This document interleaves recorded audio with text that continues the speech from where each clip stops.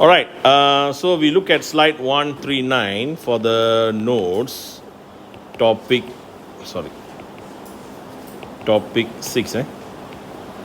Okay, so we have this graph, percentage of C, and then we have two different percentage of C, and then two different temperature, 100 Kelvin and 200 Kelvin, right? So from the graph, we can infer this information. We can, we can interpret this information. At 100 Kelvin, the percentage of C is high. At 200 Kelvin, the percentage of C is low, right? So what we can say here is there any equation there on the slide? Ada equation tak? Can I see the equation? Got an equation? Oh, inside the notes. Alamak. Okay, sorry. Yeah, inside the notes, right? 139 139. Oh, yeah, correct. A2 plus B2, 2C, Okay, so the equation is A2 plus B2 in equilibrium with 2C, right? Okay, now our our inference is, not inference, our result shows that when the temperature increases, the percentage of C will drop, correct? The amount or you can't understand the percentage, kita kata amount. Okay? As the temperature increases, the amount of C decreases. Amount of C decreases. So, macam Shane tanya tadi, same concept. I also don't know whether endothermic or exothermic. I will do like mathematic try and error method, correct? So, we try. For example, we try to put delta H is positive. Endo. Saja I write that try and error. Okay, try and error. So let's say I put positive, that means forward arrow absorb or release? Forward arrow absorb, backward arrow release, right?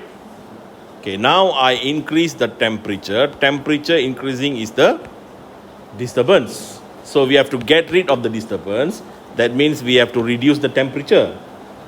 Increasing temperature can only be reduced by absorbing it. Correct or not? Yes. So absorbing is moving forward. When you move forward, now you tell me whether your C increase or decrease.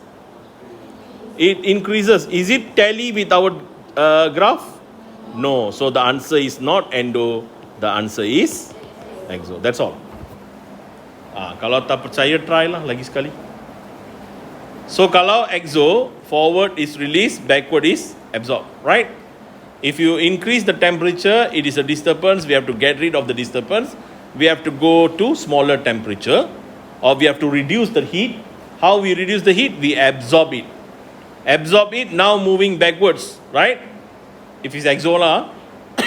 So if move backwards, what happened to the amount of C? Decreases. Does it tally with our graph? Yes. So the answer is exothermic. Boleh? But depends on how you write the sentence. Ada pelajar, kebiasaannya kita punya jawapan adalah the forward reaction is exothermic. Okay? But sometimes some student they tend to write about the backward. Pun boleh jugalah. Cuma kita tengok soalan nak apa. What was the question? They want reduce backward or forward? Did they mention anything? Forward. They mentioned forward, and then forward is exothermic.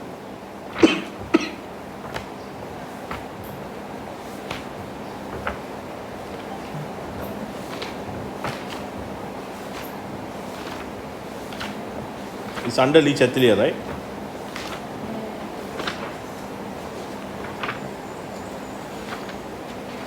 They want forward.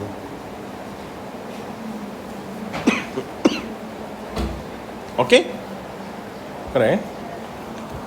And then they want to know whether the Kp value high at 100 Kelvin or 200 Kelvin. So we can see the percentage of amount of C. Amount of C di mana dia tinggi? 100K. Because why? Our Kp is C bahagi A dan B kan. Kalau C tinggi, Kp mesti tinggi. Dan C tinggi pada 100 Kelvin. So answer is 100 Kelvin. Okay. Tak ada orang join ni